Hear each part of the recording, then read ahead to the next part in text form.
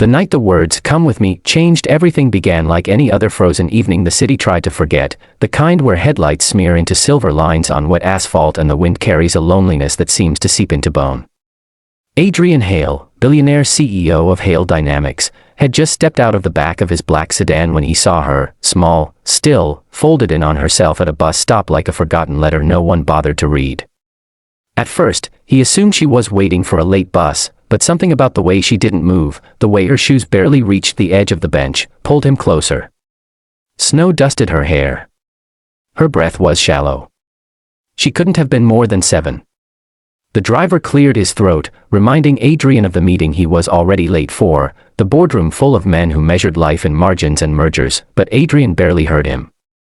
He'd built an empire from nothing, taught himself to see risk and opportunity at a glance, yet this child sleeping alone in the cold, felt like a failure no balance sheet could hide. He crouched, careful not to startle her, and gently placed his coat over her shoulders.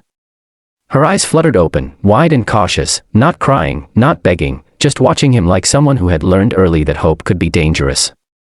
"Are you lost?" he asked softly. She shook her head once.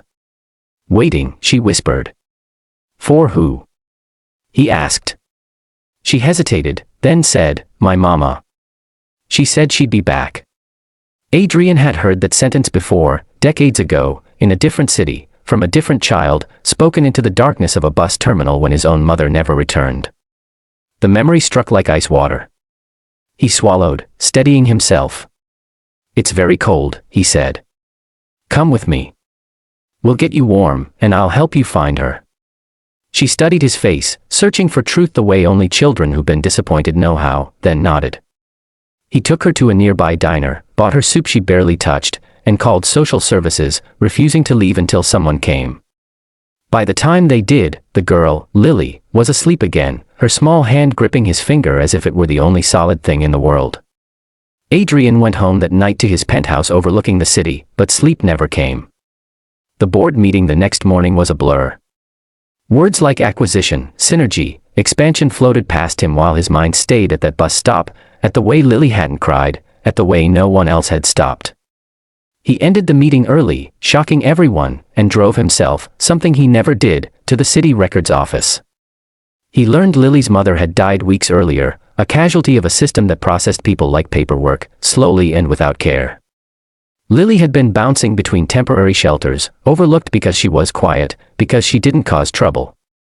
Adrian spent the day visiting one shelter after another, the smell of disinfectant and despair clinging to him, seeing dozens of children with the same guarded eyes. That night, he made a decision that terrified him more than any hostile takeover ever had. He called his legal team and began the process to become Lily's guardian. The media caught wind within days, headlines questioned his motives, speculated about publicity stunts, but Adrian didn't care. He remembered what it felt like to be small and invisible. He remembered promising himself that if he ever had power, he'd use it to make sure no child waited alone in the cold believing someone who loved them would come back. Lily moved into his home quietly, cautiously, like a guest afraid of overstaying her welcome. He learned her favorite cereal, the way she liked the light left on, how she flinched at raised voices. He learned patience. And then he did something no one expected. He redirected millions from Hale Dynamics' expansion budget into a foundation dedicated to children in transition, shelters that felt like homes, social workers paid enough to care, systems designed to catch kids before they fell through cracks. Investors panicked. Advisors warned him. His stock dipped. Adrian smiled for the first time in years. Because every morning, Lily sat at his kitchen table, feet dangling, laughing as she learned to read, warmth replacing the cold that once clung to her bones. Months later, he drove past that same bus stop, now renovated, brighter, with a small plaque no one really noticed. Lily squeezed his hand. "You said, 'Come with me,'" she reminded him. Adrian nodded. "And you came." She smiled.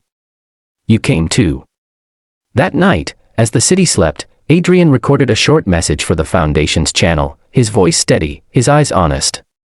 He told the story not as a billionaire, but as a man who once waited at a bus stop too. He ended with a simple request, that if this story moved you, if you believe one moment can change a life, subscribe, stay, and help be part of the reason no child has to sleep alone in the cold again.